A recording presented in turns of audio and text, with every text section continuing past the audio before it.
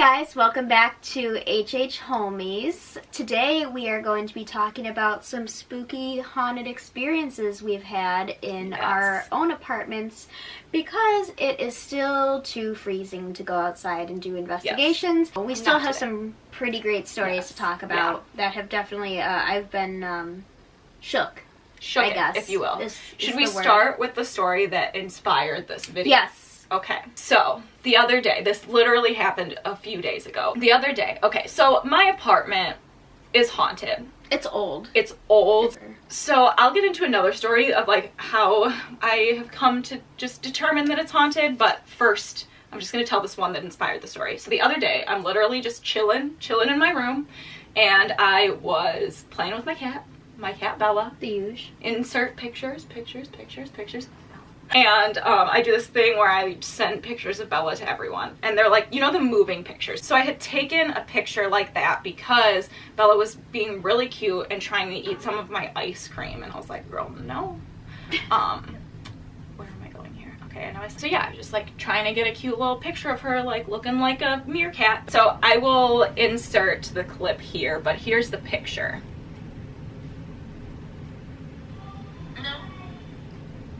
So, I'm gonna play that a couple times, right here.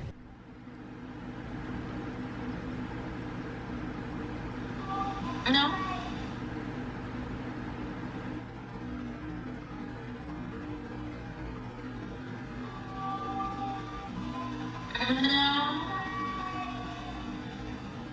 So when Katie sent that video to me, she was saying her roommate was in the other room watching TV. Even when you're watching TV in the other room, it's not that loud, and you can clearly tell what is the TV and what's not the TV. Yeah, because she was watching Jersey Shore, and like that's not Jersey. That's not Jersey Shore. Like that is not Snooki. Because literally, it sounds like a kid. Sounds like a little kid. And when I was listening to it, like I don't know, like what you guys think. Like maybe leave in the comments what you think it's saying. But it sounds like a little kid. Like I can't really hear at the beginning, but it says something like about like go play. Or like it, like all I hear is like something like go play. Our friend Alexa, she's kind of like, I would say a medium in a sense. Like she is able to like sense spirits and energies and things like that. And didn't you say she said she like felt the presence of like a little kid? Yeah, she came over and we were just hanging out and she was talking and she said that she felt the presence of something there, which like this was before I had like fully accepted that there were ghouls about. And she was like, I feel something here. I don't feel like a negative energy or anything. Like she was just like, it feels like there's like an old woman and then maybe like a child. So yeah, that she did say that, and I had never heard a child. What's worse?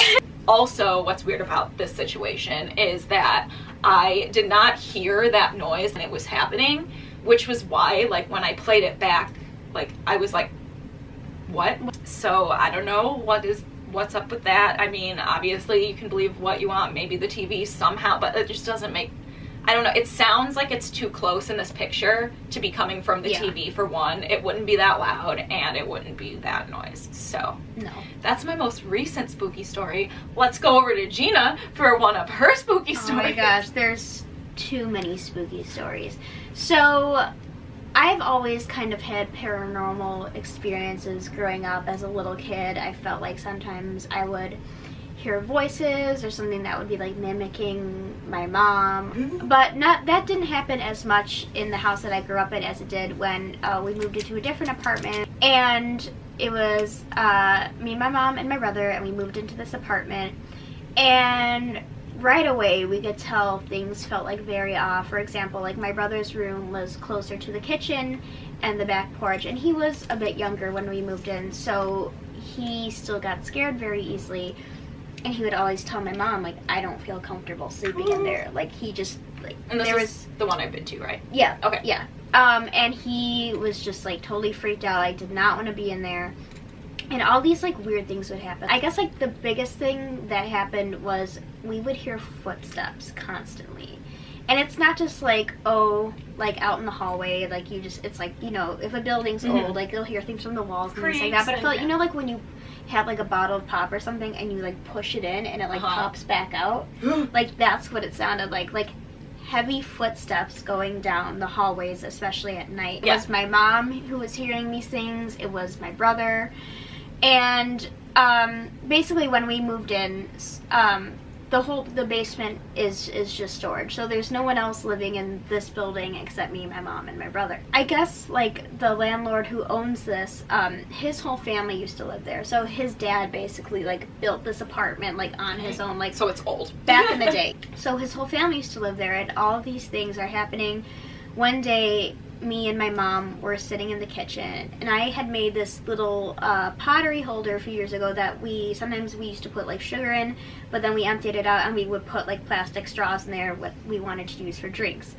And it was sitting on the countertop next to our microwave. And this thing is a little heavier, so it's not easily tipped over, or even if it was, like, let's say it tips over and the straws would just fall on the counter or on the ground. But that's not what happened, because we were sitting at this table and all of a sudden these straws shot across the room off the countertop and onto the ground. And this thing didn't even like roll on the ground or like break anything. Literally, like, these straws shot out of this pottery jar across the room. And it wasn't just me or my mom who saw it, it was both of us. We were both just like, did you just see that happen? So that was one of the things that happened. Another thing that happened, this happened to my mom both at our old house and at the apartment. My mom has a couple pair of cowboy boots, and she would usually put them by the front door.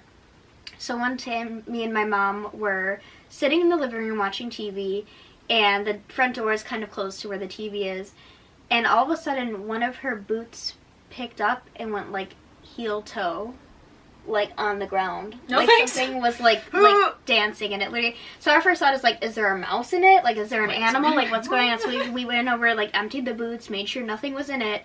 And she had this happen. She didn't tell me till after this happened, but she had that happen to her at our old house, where she was sitting on her bed and her cowboy boots were sitting on the floor, and they like picked up and started, and that doesn't happen unless like your boots fall over or something. But like, it still wouldn't be like the motion of like heel toe.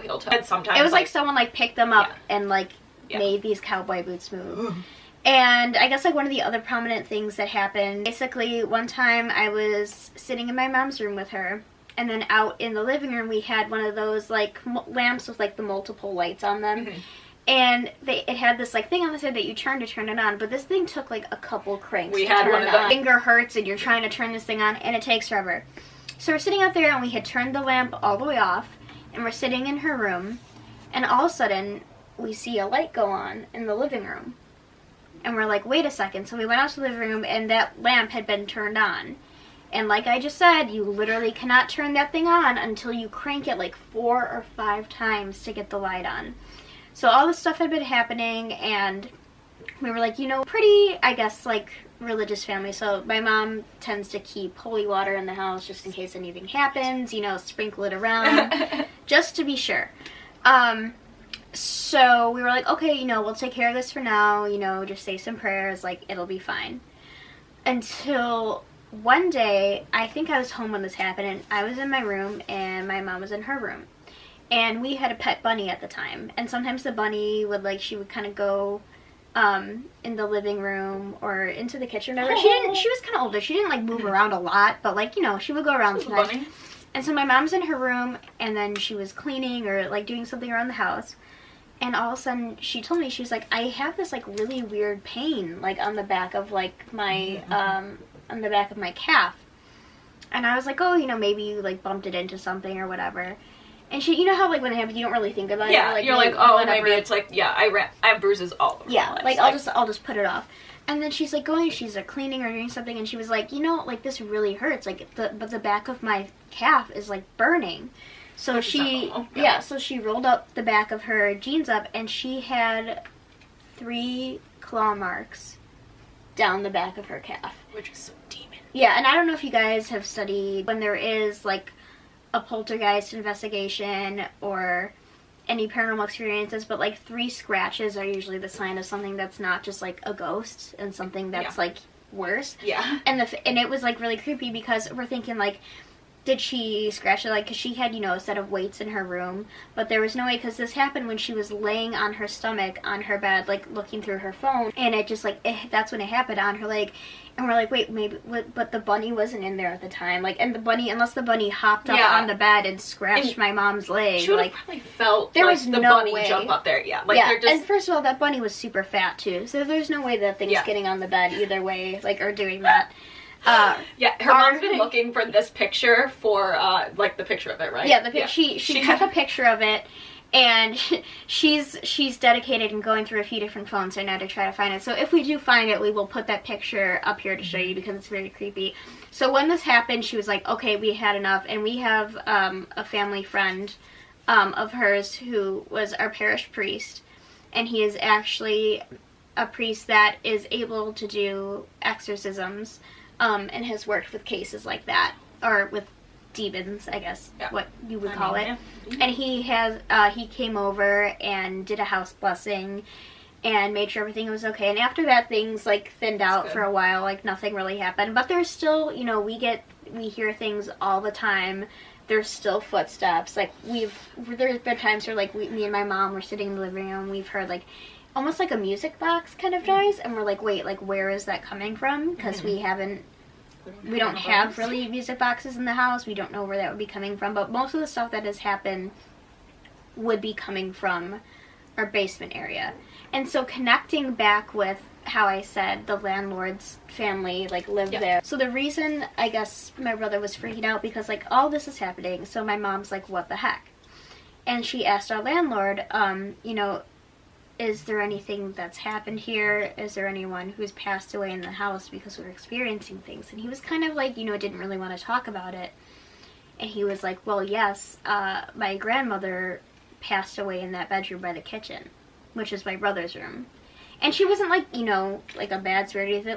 Like, she was actually a Cubs fan, like, into baseball. So, and my brother was, like, playing baseball at the time, so I think maybe she felt like a connection to him. Like, she loved, like, her grandson and, like, all that stuff. So I think she was just, like, you know, thinking that this was, like, a part of her family. I think he was just feeling the energy, and, like, that's what was, like, creeping him out. Which can scare people, like, for sure. But wasn't bad, And we actually have a picture we'll show you that me, Katie, and our friend Alexa took when we were having a bonfire in my backyard. And it literally looks like it's a huge orb behind us, and it looks like the face of an old woman, like, when you zoom in. Like, we all looked at it and we were like, what the heck is this? So we're always thinking, like, maybe that's her, you know, just, like, chilling in the backyard, having a bonfire. Obviously, you can think what you want about orbs, but I don't see orbs in all of my pictures, nor were there orbs in every picture that we took that night. And you can tell when something is dust and when it's an orb. You can tell us what you guys think, but I think it's the face. Yes. And then there was one more thing that connected with that. So I don't know if you guys have ever experienced, like, when you can sense there's a spirit around, or you're more empathic, or, you know, I guess more, you have that, like, mediumship about it.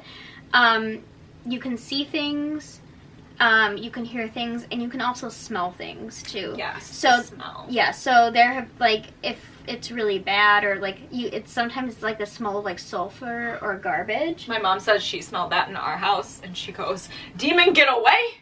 Do not touch me. She's Mexican, like, tiny Tina little knows. Mexican lady. Yes. She's like, Tina I did the sign of the cross, Hail Mary. Yeah, see, she knows. Like, it's the whole thing. Or, like, if you have the smell of, like, my mom and, like, other people have experienced the smell of, like, roses. When there's, like, a good, like, spirit around, or, like, let's say, like, a perfume, like, someone you love used to wear. So one of these occurrences happened in our basement. So we have our laundry room in our basement, and my mom was going down to carry out a load of laundry, and we don't, you know, my mom doesn't smoke cigars. Like, no one in our house smokes cigars. We don't have any type of cigar items in our house. And she's downstairs, and all of a sudden she has this strong smell of, like, cigar smoke surrounding her. So, like, and it's like we're in, like, there's laundry detergent, like, it's, you know, obviously that would cancel anything super strong. And she's smelling it, and it was so strong, she called for both me and my brother to come downstairs to smell us. And by the time we both got down there, we were like, we couldn't even really smell anything. Like, it was gone, it was just, within, like, the time, like, we got down the stairs, And so, like, she was wondering about that, and that's when she also asked the landlord again. She told him about what she experienced, and she was like, hey, I smelled this really strong cigar smoke in the basement for a little bit, and then it went away. And he said, well, his aunt and uncle actually used to live downstairs in the basement, and they would have, his uncle and his friends would have poker games downstairs where they would all smoke cigars. Which would make sense. And hang out and play poker. So you Maybe have people who so, passed away there, and you have...